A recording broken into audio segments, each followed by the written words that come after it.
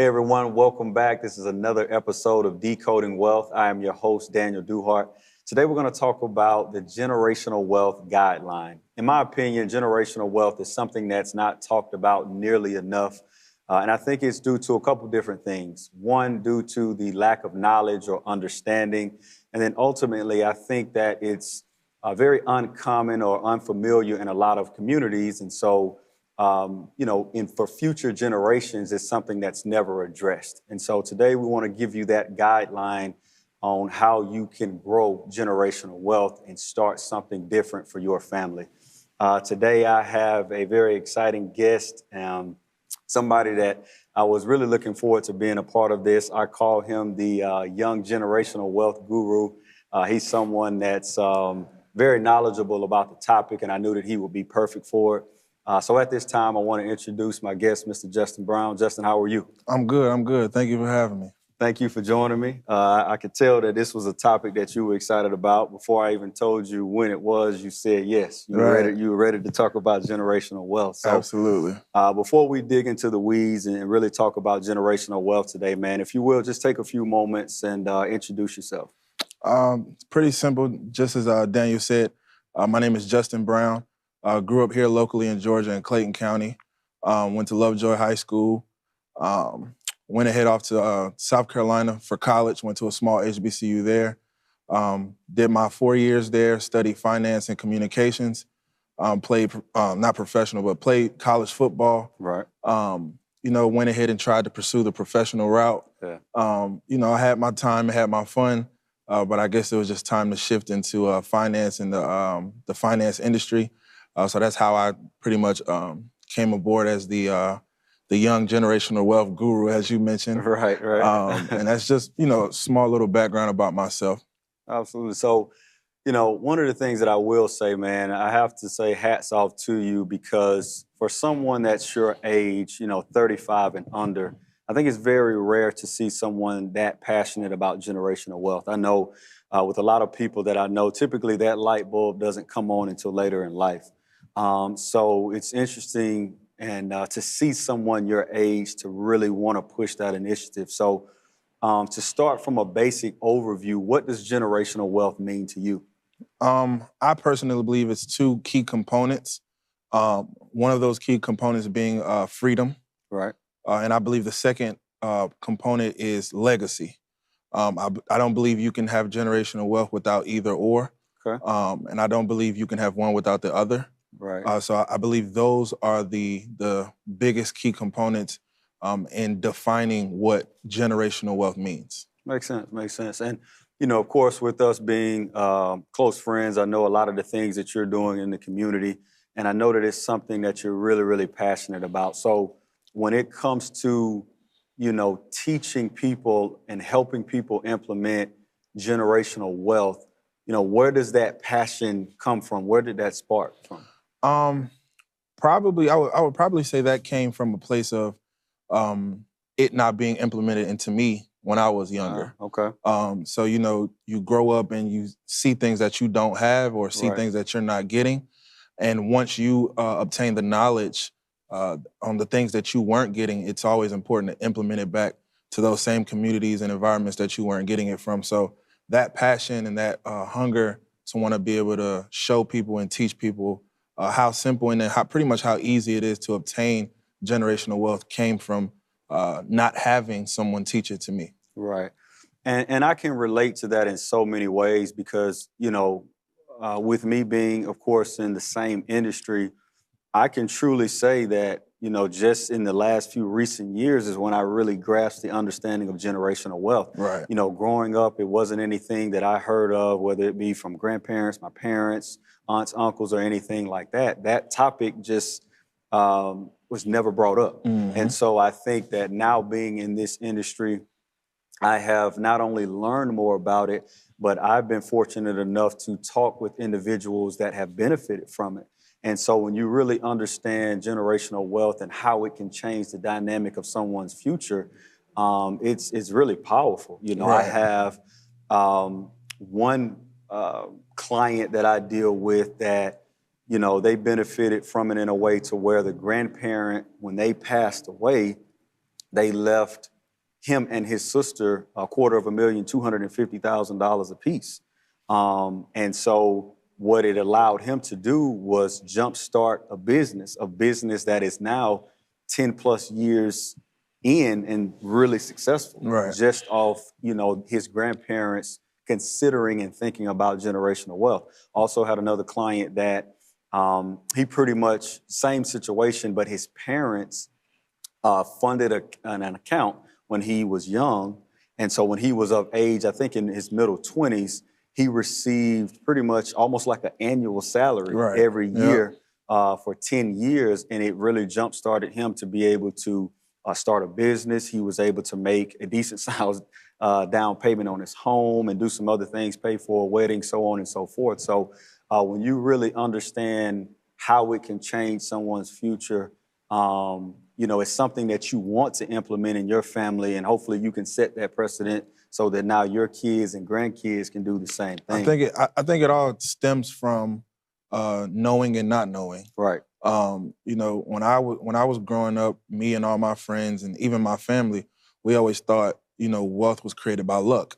Right. Someone lucked up and Right. now the whole family's Right. good. Instead of understanding that there are systems and systematic principles in place that are easy to implement into anyone's household and family that will literally set you up for generations to come.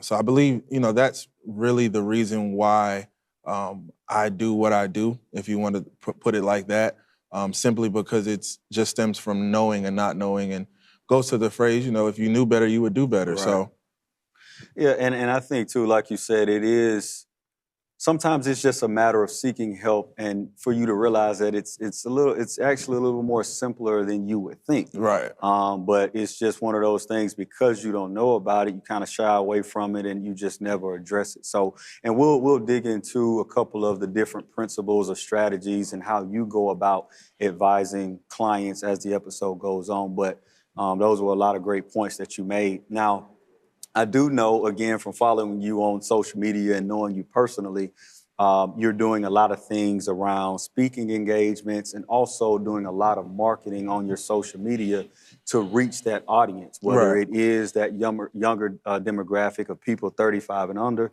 or 35 and older. So just talk to us a little bit about some of the things that you're doing in the community around just speaking engagement and some of the marketing. Speaking engagements, very important, especially in the times that we live in, whether it's social media or a person via Zoom or something like that. That is one of the best ways to connect with individuals, especially now. I believe everyone is coming to the realization that this is the age of information. Absolutely. And Absolutely. the more information that I can obtain, then it's just left up to me to do something with that. So for speaking engagements, we try to do 2 per month at minimum. What happens is we reach out to churches, nonprofits, and certain organizations, whether that be major companies and corporations. Right. And what we do is we host lunch and learns. So, nobody's going to turn down lunch, right? Yeah. So what we do is we buy lunch for, this group of people, these group of individuals, and we just go in and do teachings. Sometimes it might be a 1 lesson type of thing, Okay. or then, we could even make it a little extensive. I believe we have a 6 to 8 part series where we really go deep into detail and break it down. So for speaking engagements, that's kind of what we do.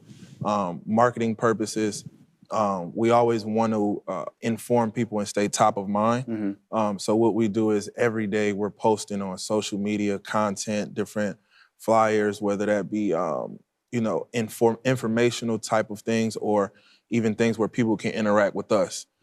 So we don't want to just, flood you with information. We want to get your opinion. What do you want help on? Right. What would you like to learn about? Things of that nature.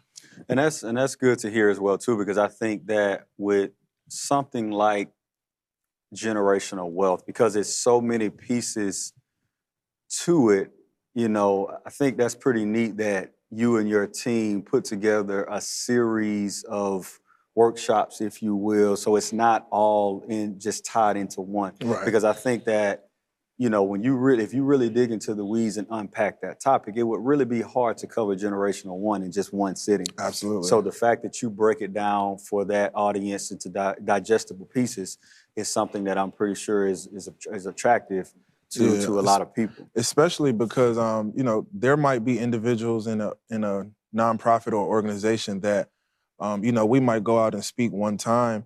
Well, what if they already have that information? Right. What if they already, you know, but there's, like you said, there's so many keys and there's so many things that can go into building generational wealth. Absolutely. You know, we don't want to give someone information they already know. We want everyone to be able to leave and say, okay, well, I learned something new that I can implement in my life and my family. So I definitely think that having more than one course per se is definitely important.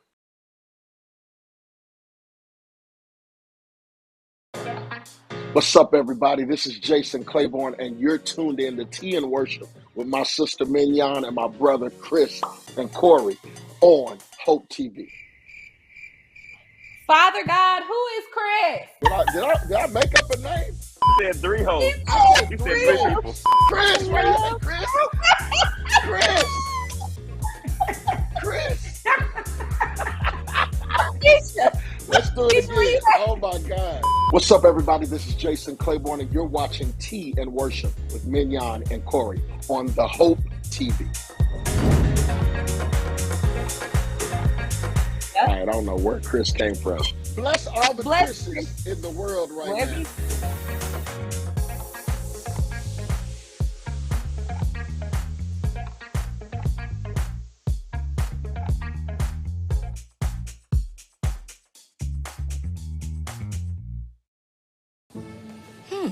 Maybe you can make retirement happen. After all, you made her college years happen. Opening that education savings account when she was little. Spearheading a campus tour. And another, and another, and another, and another. Bam! Deciphering financial aid. She was like, what? But now she's like, you aced planning for college. Now get the tips you need to get on track at aceyourretirement.org. You all know him, my boy, Will Smith. His tone is a very conversational tone, and he has the ability to be a storyteller because he is a, actor. And so this book was more of a page turner. I really enjoyed hearing and listening to him narrate the book. Also, I think it was a really great book because he was just so open and honest. And I mean, I don't think he really left anything out. I mean, he talked about everything in the book. And I just want to throw this out there, that this is basically one of my favorite memoirs. And you know how I feel about the other book that I have read.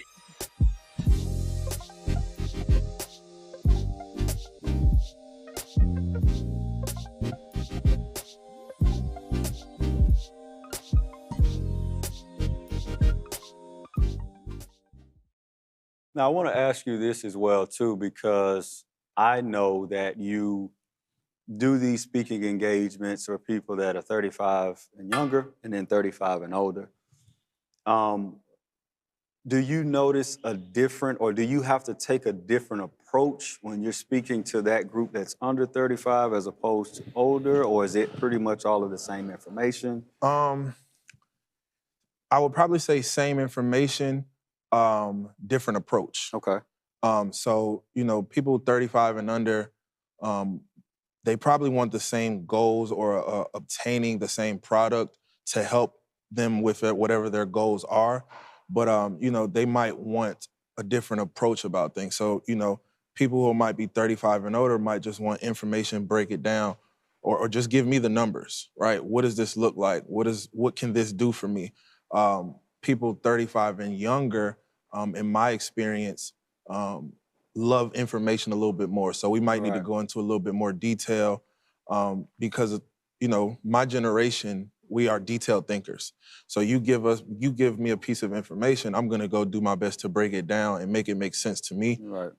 So in my experience, people who are 35 or older might be a little bit more concerned with numbers and outcome versus people who are 35 and younger are a little bit more guided towards the breakdown of the information.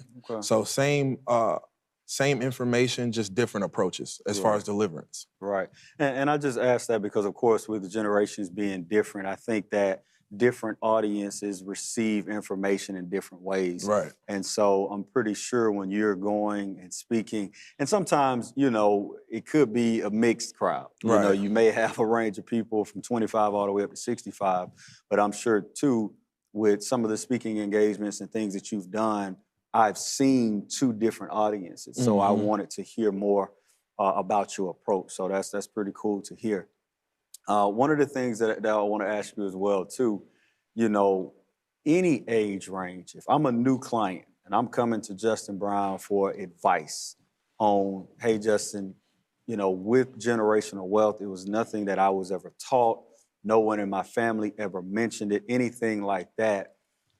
Where do you start with that client? What is that initial meeting or conversation like?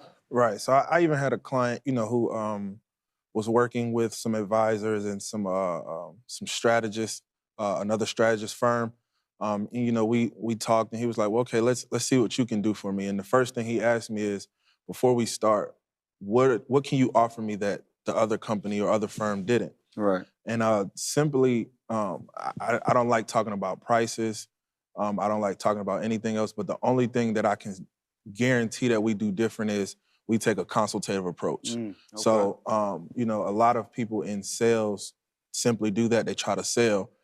We consult. So I personally don't want to give you anything or prescribe you any type of product or strategy before I get to know you and know your situation. Right. Right. Makes So sense. it's almost like you going to the doctor. You wouldn't go to the doctor and take whatever prescription they give you before you do an exam or even a physical of any sort, right? So, don't give me medicine and you don't even know what's wrong with me, right? So, similar to that approach, we take a consultative approach. So our process is kind of simple. We sit down, really get to know the client and the individual, and then based off of the conversation that we had to build some type of foundation, we figure out their goals. Like, what do they want to accomplish? What do they want this to be for them, their family, and the generations to come? And then based off the conversation, the goals, then we'll go back, put together a customized strategy for them. I really put emphasis on customized because, like I said, with being a consultative type of firm, it's not a one-size-fits-all kind of thing. Yeah. Right? So, I might meet with 10 individuals in one day. It's rare that I give 10 individuals the same product or the same strategy, even if the goals align, because me and your goals might align, but you might be in a different position than me, which means that the outcome would be different. Yeah. So, with that being said, it's not a one-size-fits-all type of thing. So that's just a small glimpse into our process and how we approach things. Right. And I love that because what you're doing right away is you're establishing value and trust because you understand that someone's coming to you to seek that advice, but you're letting them know, okay, this is the process, this is how I want to go about helping you. But again, establishing that trust as well too. And all of those things are key when you're dealing with people. And then also too, realizing that, it isn't a one-size-fit-all approach. Everyone's situation is different. You can have two individuals that are both 35 years of age and be in completely different situations, different income, different profession, different goals, different time frames in terms of when they want to grow that generational wealth. So, if you truly consider all of those things, there's no way that you can put the same plan in front of every person. Absolutely. You even got to take into consideration, even if it's two individuals, same age, same income range, they're two different people. Yeah. Right? So, you can't just stick them with whatever or stick them with what you stuck with the last person because this is a totally different person. Yeah. Right? So he might think totally different. He might break information down totally different. So that's why a consultative approach, I personally believe, is the reason we get the best results. Right, right.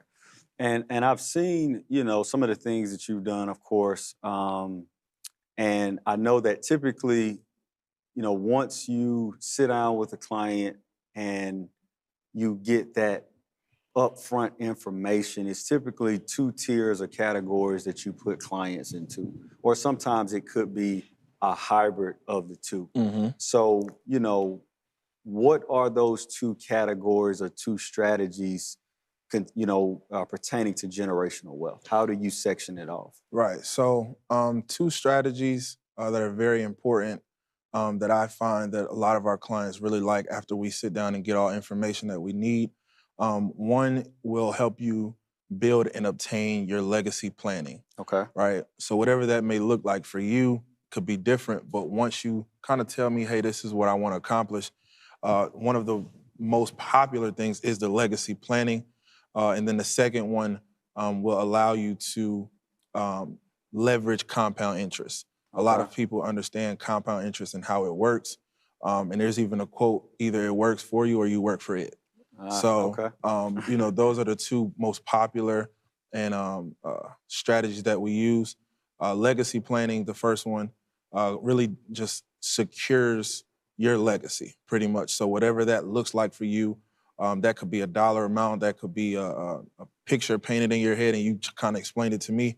What we do is we go out and we put together a strategy so that you can obtain that. Mm-hmm. In turn, it really, those two strategies, especially together, allow you to do what I like to call, which is build wealth while you buy it, or buy wealth while you build it.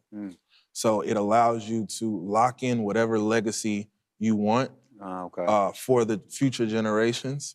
And then it allows you to build assets while you're, here and alive and you're thriving.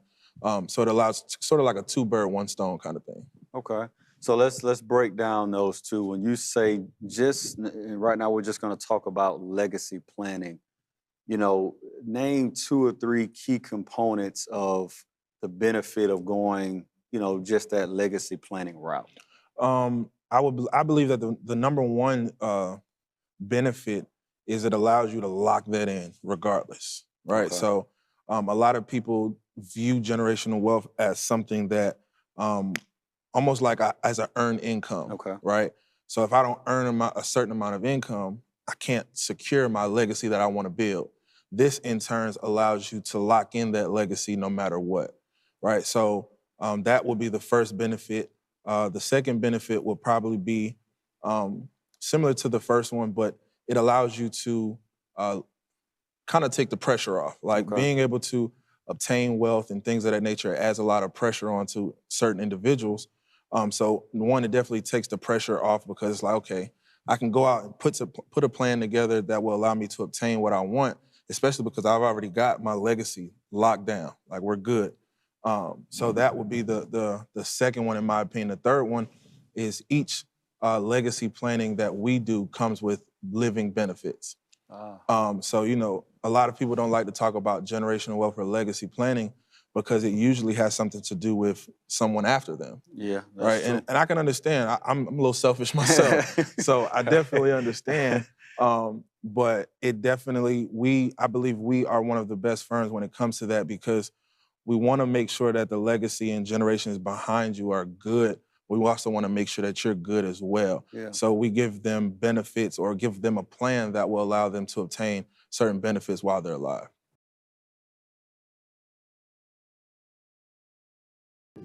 When will someone know that they need a coach? If you're looking at your life and you're taking an evaluation of yourself and you're not happy with where you are and you can't seem to come up with what you need to do to become happy, then, a life coach may be that individual that you need. Now, if you're just having a rut, just, a week at a time and you can kind of talk yourself out of it or you get over that, you may not necessarily need a life coach. But when you are really stuck and you've tried this and you tried that and it's not working for you and you just feel like you need more, then I definitely believe that a life coach would be someone that you can reach out to.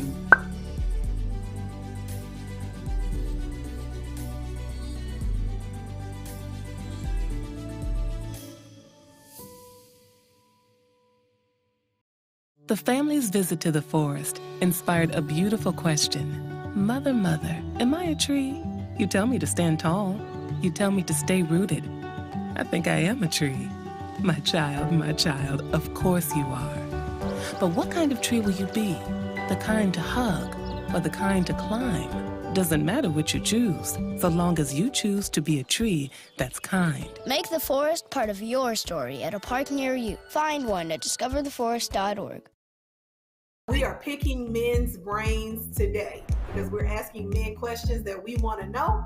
Honest answers. Don't get mad at the messengers. You're changing your looks all the time because you have to keep changing to keep his attention and to keep him from doing it. Then guess what? It's not you, it's the guy.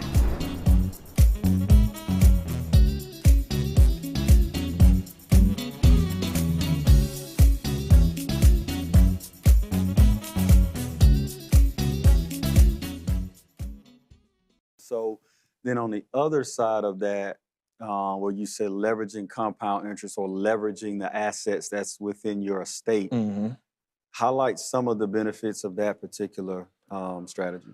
2 or 3 major benefits and key components that a lot of our clients like is it allows you to live a tax-free lifestyle. Okay. So it reduces your tax liability and it allows you to withdraw funds and even grow your funds at a large interest rate tax-free. So this may be for the people that may be a little bit more selfish. They want to benefit some stuff along the way. Right. Absolutely. I got a few of these. So. Right. So, but yeah, this one of the key components is it allows you to live a tax-free lifestyle. The second one that I believe is best is your money can grow at a large interest rate, if you will. One of the carriers that we work with, and for compliance reasons, I won't go into details about it, but one of the carriers that we work with, they have what's called an index lock feature. So, you know, I might want my money to grow at just an easy 8%, right? You might want your money to grow at 12. You might be a little bit more aggressive in your approach. This carrier is the only company that allows you to go in and set what you want your money to grow at. It's a game changer. Okay. So that's probably the second key component that our carriers love, or our clients love, I would say. And then the third one, it allows you to get, similar to what I was saying with the legacy planning, but living benefits as well as creating generational wealth. So almost, again, like a 2-bird, 1 stone kind of thing, really just allows you to leverage a lot in one particular strategy. Okay, makes sense. And last question, you know, I do know you have clients to where it may make sense to do a combination of the two. So when do you typically see that as a fit, or what would really be the benefit of doing both a legacy planning strategy and leveraging the assets within your estate? Well, it really just depends on that person and the type of individual that they are. You know, you have some people who come to us and say, hey, I just want to build while I'm here.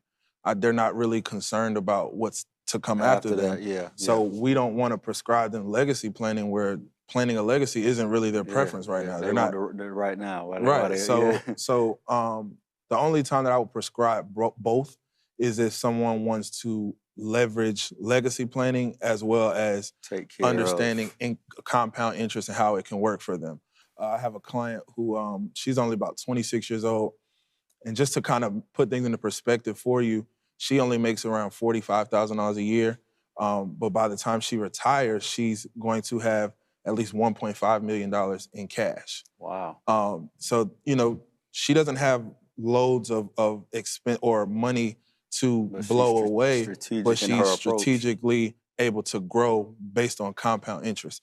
So that goes back to why I go and do speaking engagements, is because you don't have to be rich or to be wealthy, right? So that's the type of plan. She even went into deep detail about wanting to set up a legacy. So we set her up a legacy as well and did a 2-bird, 1 stone kind of situation. Wow. Okay. Well, man, I will say I really appreciate you for laying the foundation. If you will, man, I want to bring you back for a part 2, because I think that the audience can probably tell there's so many different things or additional ways that we can unpack this even further. And so, if you will, man, I want to really go into a part 2 of this and bring you back to really go into and highlight and get more specific about some of those benefits. So for those that are watching, be on the lookout for part 2. You really don't want to miss this, because then he's really going to get into that guideline for generational wealth and the actual action steps that you need to take to accomplish that. Again, generational wealth is really, really important. And I think that it's something that everyone should at least have a base understanding of, get that education so that you can start something in your family that will benefit generations to come. Justin, man, thank you so much for joining the show. Thank you for having me. It definitely will be a part 2. As always, thank you all for joining, and we'll see you on the next episode of Decoding Wealth.